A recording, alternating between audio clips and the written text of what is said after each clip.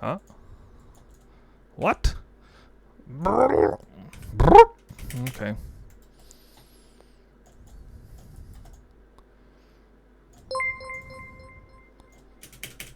Don't walk back in there. Hey. Hey, he's in call range. I don't have call though because I need Wither touch support in 3.20. Alright. Hey, that was actually kind of clean. Alright. Nice boots, man. Monster level 84. It's a pinnacle boss with Poison Tornado Shot. Welcome to the video. This is a 2-in-1 video featuring Poison Tornado Shot bossing, which is not supposed to be a thing, but everybody wants it to be a thing, so I'm going to try and make it a thing. I hate bossing, and I'm not good at it, but I can at least do Eater of Worlds halfway decently. We're going to do a 2-in-1 video about alternative gear. Well, it's basically a video about alternate gear to what my PoE says and some of the advantages taken. Because a lot of people are asking me, hey, I don't want to run Magic Find. I just want to, tell me what kind of gear can I use instead of Magic Find pieces. Well, okay, so you might recall there are 5 Magic Find pieces. They are Bisco's Leash, Goldworm, Ventor's Gamble, Divination Distillate, and a Gold Flask. So I've replaced all of them. I also put a Clarity in because I lost, Divination Distillate and all that. So, there are some major changes that are going to take place. I already mentioned the Call Gem, which will be in there. I'll have a permanently unqueued Life Flask or Hybrid Flask that will be running as well, which will make literally all content way easier. But basically, the PoE is set up the same as what it was, and I have gone out of my way to kind of craft similar gear to what the similar quality as the quiver and the helmet. For the boots, which is right here, the belt, and the ring. In this case, I think it's a great opportunity to take advantage of a terrific ring option for fairly low budget. Maybe not like day 1 or day 2, but certainly very early on. Really what you'd be looking for here is the special modifier increased chaos damage while affected by Herald of Agony. That would give you a flat chaos and % chaos damage roll. Excellent to Catalyst, with some of the cheapest Catalysts, as a matter of fact. And the secondary special mod doesn't matter that much. In this case, mana reservation efficiency, a bit overkill for me. You could do increase Herald effect or way more chaos resistance too. I mean, between both of these rings, you'd be done with your chaos reds. You could also just simply wear a second Ming's Heart. In fact, that might even be a better option, honestly. Although, there's tons of synth options, synth implicit options, and an additional all attributes is quite huge for this build because our attributes cost so much, and we have to kind of jump through Rings of Fire a little bit to get through all of our attributes. But all resistance is well over cap, as you can see, and actually my cold res is way over cap. Oh, and there's one more thing. You might have noticed that Darkscorn is sitting in my inventory. What? That's not a Magic Find piece. That's like a core item to the build. Well, introducing a crafted bow that you can make that is an alternative to Darkscorn. It's all in the prefixes. To make this bow, I simply blew, well, in my case, I got unlucky and blew about 200 essences of contempt, shrieking essences of contempt. Average about 50 to 100 to hit this. And what we're going for is flat chaos with an open prefix. That's it. The end. These suffixes, crit, strike chance, crit multiplier, do essentially nothing for this build. Of course, I would pray that I get attack speed on there, but as far as the base, spine bow is fine. Meraketh bow is good. It costs a little extra dex requirement, though. Be warned about that. I do like the Meraketh bow because it's the same damage as the spine bow. It's still fast, and you get an extra 10% movement speed on there. So that's way more valuable than the increased crit that spine bow gives. Thicket bow would be okay. And even Ranger Bow is okay, and I mentioned those because one of the huge advantages to switching out Darkscorn is that you get to have your pickings when it comes to a wide variety of factors, such as pre-6 linked, 6 links that drop off of conversion monsters. It's going to drive the value of the price of 6 links down very quickly, and it's already done. Definitely it's going to be cheaper to just get a 6 link random base than it is to get a 6 link Darkscorn, of course. Another option is the brand new League mechanic. Okay, I think at the time of recording this video, I'm not sure, but I don't think currently we can see what the Crucible mods are before, but I've heard that we will get to see in advance, or that we might get to see in advance what the Crucible mods are before. So people are just going to be throwing bases in right and left, you know, decent bases. Especially 86 plus bases. This is only item level 83 though, by the way, so it's much more suitable to purchasing just straight up 6-linked, or Fractured would be the other option. So, you know, if you did get the Fractured Chaos mod, that would actually be super great if you were to find a bow like this that already came pre-fractured with the one and only tier of Chaos flat damage that nobody else is going to want, by the way, like literally nobody else. So this might be the smartest thing to do, is try and find a Fractured Chaos flat damage prefix roll. It's item level 83 required to get that. Or potentially a good fizz roll, but probably going to cost too much for that. Or, of course, if you get attack speed Fractured, you know, even like tier 2 or tier 3 or tier 4 attack speed would be great. So I'm gonna show you in the POB what this looks like. Somebody can remind me. What is it? I have already populated up a path of building, the setup that is doing more DPS, by the way, and not 11.2, which is currently what it's set up with, without the adrenaline swap thing. The build guide is set, this number is now set to about 11.2 million DPS with all the buffs calculated in. Losing Rampage and subbing out the Magic Fine gear in for different gear, pulled it all the way up to 12.7 million. DPS with still with most combat buffs, not Soul Thirst, but most other combat buffs. We're going to add this build in. So this is with Darkscorn, by the way, current setup with Darkscorn. I'm going to add this build in, and let's see what happens when I swap this for Darkscorn. Okay, let's see it again. Darkscorn 12.7. This bow 11.7. 11.7 is pretty close.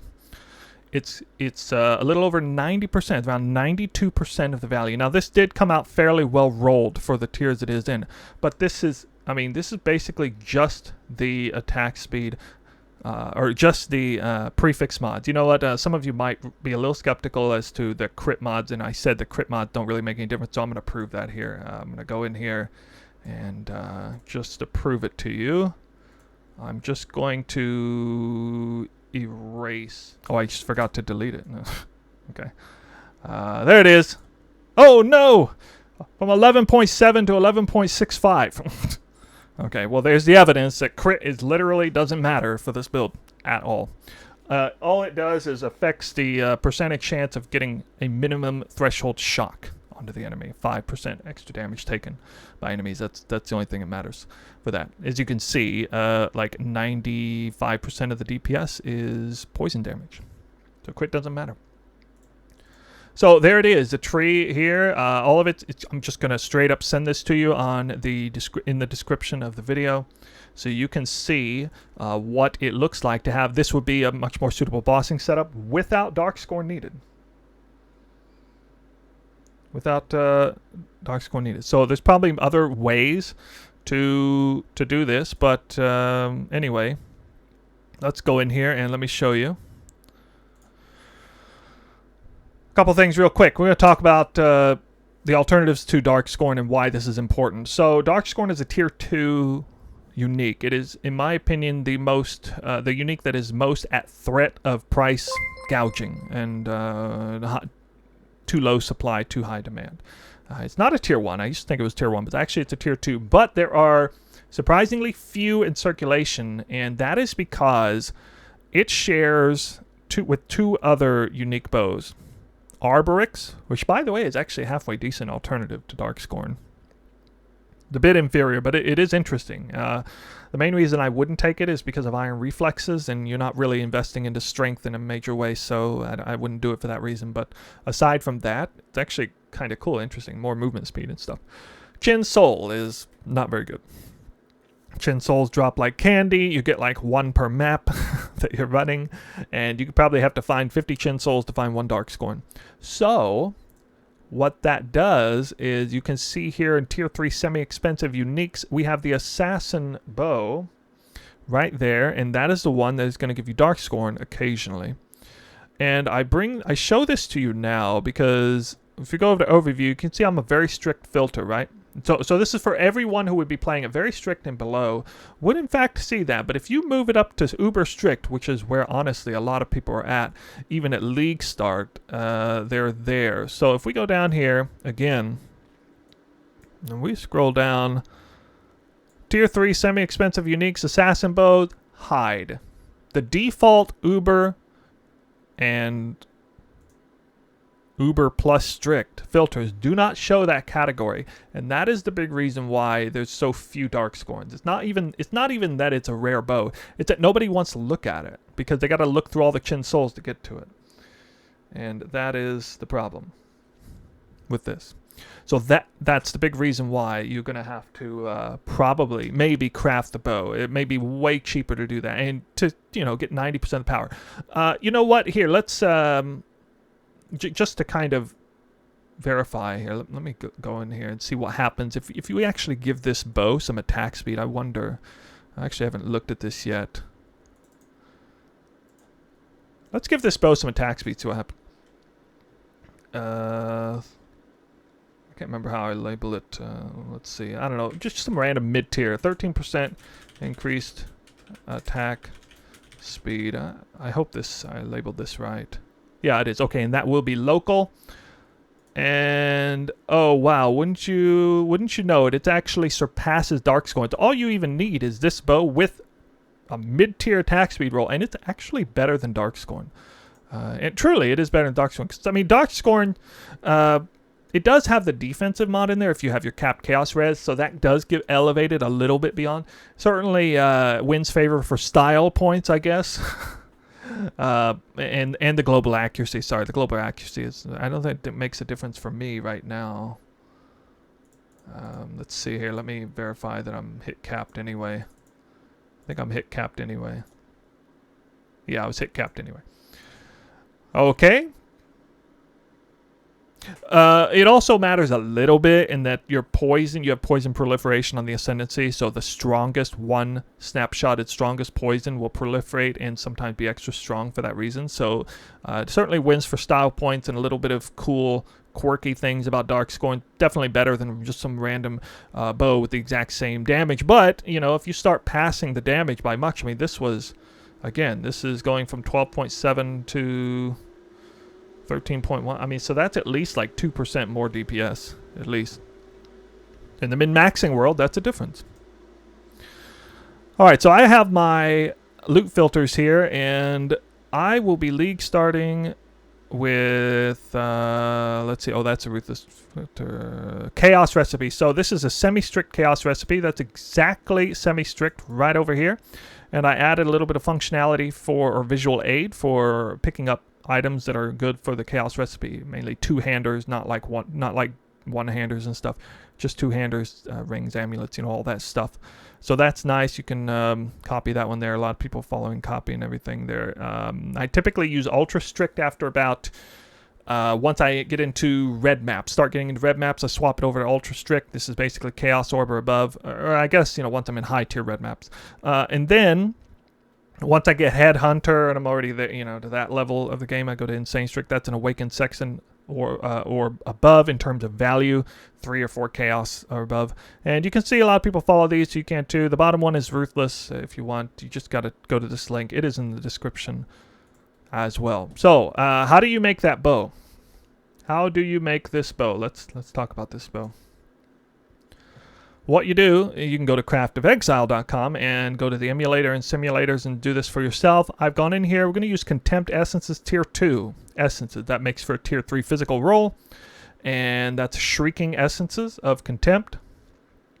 They will be somewhat expensive early on, but so will Darkscorn. So something is, one is going to be less expensive than the other. Taking into account, the League Mechanic, Crucible rolls, the 6 linked rolls, 3-6 linked, the fractured rolls, all that stuff. Many opportunities there. So I'm just going to run this so you can quickly see how long it takes to hit the chaos we're trying to hit flat 1 chaos.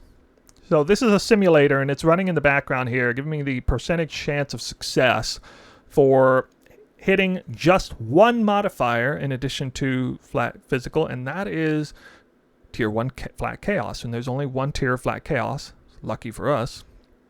It gives a huge amount of damage, so that's why it's actually able to compete with Darkscorn. See, it's right about 2%. If we let it run forever, it's going to be around 2%. Right now, it's a little above. It's already hit the thing like 130 times. So you can see that's going to be about 50 essences to hit that. But it's actually going to cost more than 50 essences, because if I go in here and we go ahead and drop down here again, if you can kind of do the math and see. I think Ranger Bow, Thicket Bow, Spine Bow, or Mariketh Bow. I like Mariketh Bow for the movement speed. Again, it does cost a little bit more. You just need item level 83 plus. It doesn't need to be 86, but get 86 if you can, because you might hit +2 projectile or something, and then sell it back for as a pre-fracture or something like that. All right, so if we go in and we go to essences, you can sorry, not harvest. Essences, it's over here. Contempt, this is another way of looking at it. And here I'm just slamming these in, and oh, wow. Did you guys see that? Really? That really just happened. I really need to have my screen maximized for this. Whoa. There went my RNG for the league. This is amazing. This hit exactly what I need to. This is not going to happen to you if you try to do this in the game. Trust me. Very, very, very likely that your suffixes are going to be trash, because the vast majority of them are. +1 additional arrow is good. Attack speed is good. The poison hit chance, increased poison damage is also can roll pretty high too. Poison hit chance doesn't matter, but those are 3 very good mods. Now, increased dex is even valuable too for this build, so absolutely insane outcome. But the most insane outcome on this is the fact that it did not close the prefixes, because that's the part that's painful. Assuming that it closes the prefixes, you have to annul the prefix off, and you have to start all over again if it fails. But sometimes when you hit this on the essence, and I don't know, this was like second or third try on here, it will just whip you something outrageous like this, and you're done.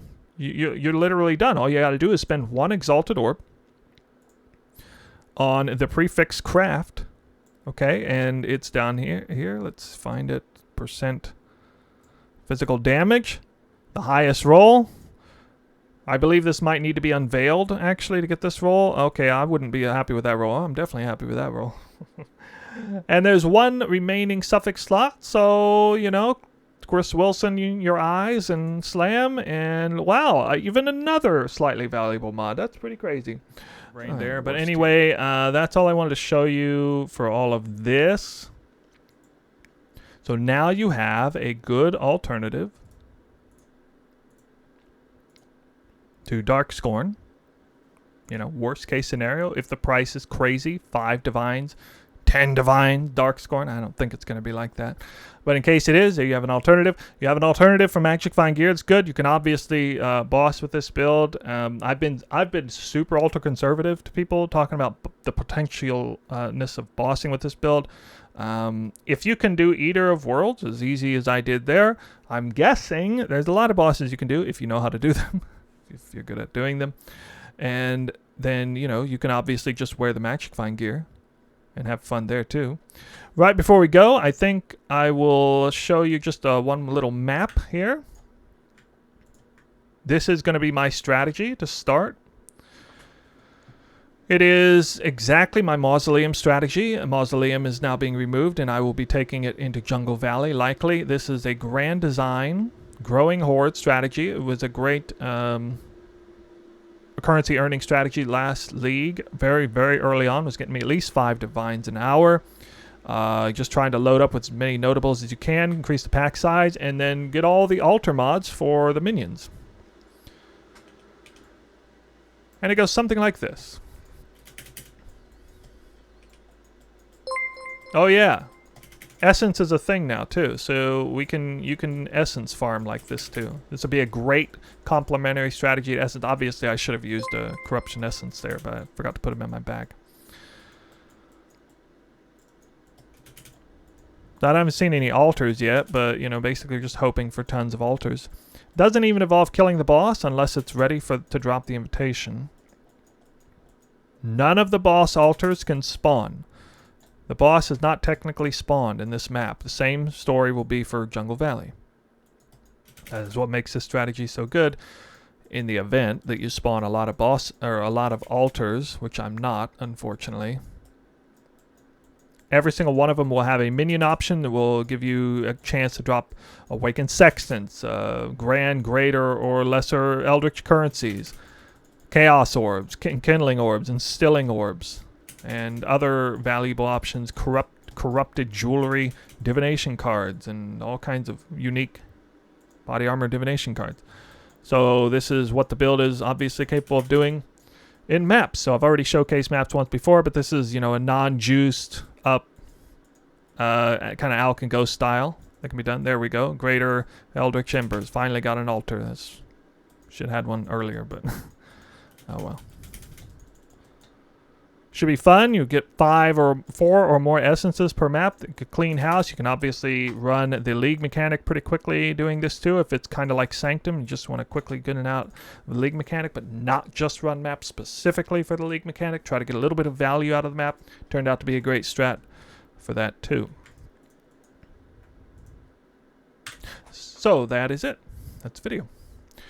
Hope you were able to learn something here, and hope I was able to provide some added confidence to those of you who are concerned about the potential ability to boss or run this without any magic find gear or get all the necessary pieces. Xerfe's Heart is the only other piece that may be really hard to get. I've heard a lot of Toxic Rain players are going to want it. Alternatives for Xerfe's Heart, I don't know, to be honest. I'm not interested in alternatives to Xerfe's Heart because the entire build is conceptualized around this item and was built around this item entirely in mind. Without Xerfe's Heart, the build doesn't exist in my mind. So you're just going to have to figure out an alternative on your own if you want to. I am going to keep it in there for myself. But that's it. I'll see you in the next video. Let me know in the comments where you're at on Poison Tornado Shot.